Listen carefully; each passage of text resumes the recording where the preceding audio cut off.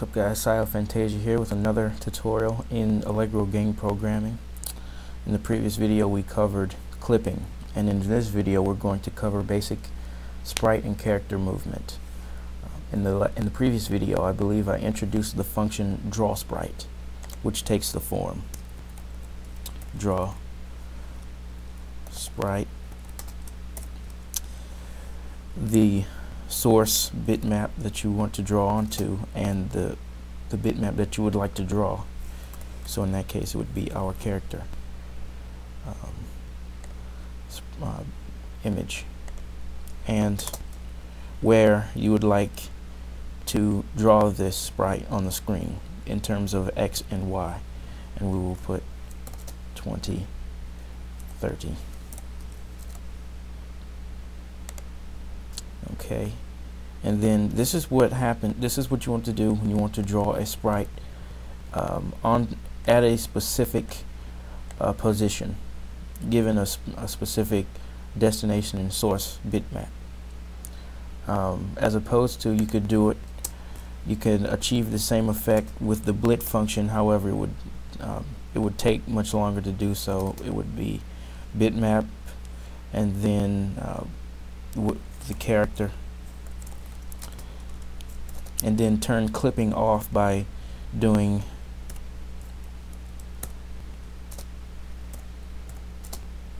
and then 20, 30, and then the character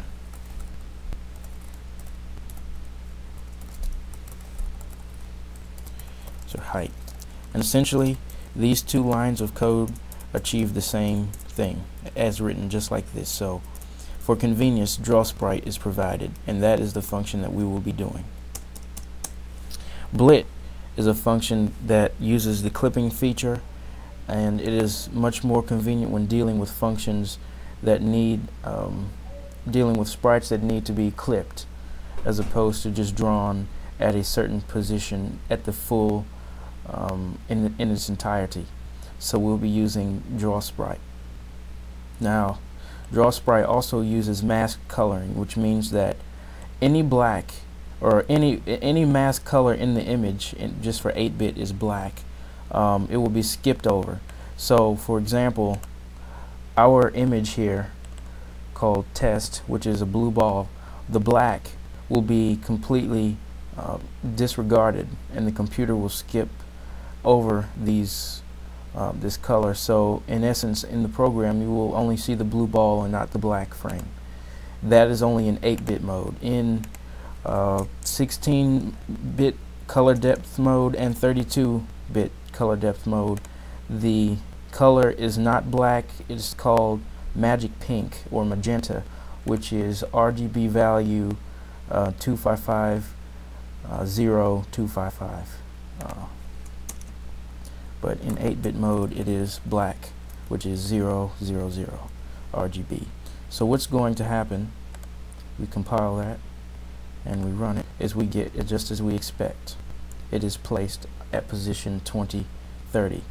And what the computer defines as the position is the corner of the bitmap. So for example, it would place it right, the corner of the image would be at 2030, not the actual center of the image. That's worth noting. To actually get the center of the image, you would take the image width, divide that in half, and the image height, and divide that in half, and then you would get the actual center of the image instead of the corner. So now we have a sprite drawn at a specific location, but games wouldn't be as fun if the images stayed in one place. So for this reason we have changeable position or movement. So how will we achieve movement in game programming in C++? Anyway, what we would do is we'd have to make a variable to store the position. So we would make a variable for the X coordinate, and we will initialize that to 0, and a variable for the Y coordinate, and initialize Y to 0. And instead of putting the sprite in a static 2030 position, we replace the X with the X and the Y with the Y. values. But this still won't do much, because how exactly will the x and the y increase and decrease? How will we be able to change this inside the game? With some control, this is how we achieve this. So we use the key modifiers, or the key flags, and we put this in an if statement. If the key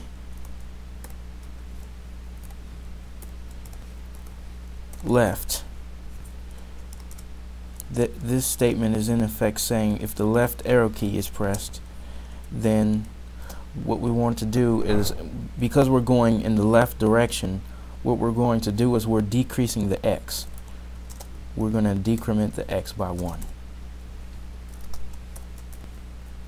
Conversely, if the right arrow key is pressed, then we're going to increase the x. And for the y values is the same concept. If the key, the up arrow key, is pressed. Now this is a little different, I believe I explained. So what's going on is we are subtracting y instead of adding and incrementing y, because upward y is subtracting, is going to be a less number. The axis is inverted. And down, we're actually adding that. So what is going to happen is that as the computer goes through this loop here, while the escape key is not being pressed, if it finds that any of these conditions is true, if the left or the right or up or down keys are pressed, it will subtract the x value and place the sprite in the new position, the x or the y, whichever one it finds to be changed. So if we compile and run this, then we'll see that x and y is initialized at 0 because of this statement here, and because we haven't pressed anything just yet. When you press left and right, you get just what you expect. It moves left when you press left, it moves right when you press right, up and down.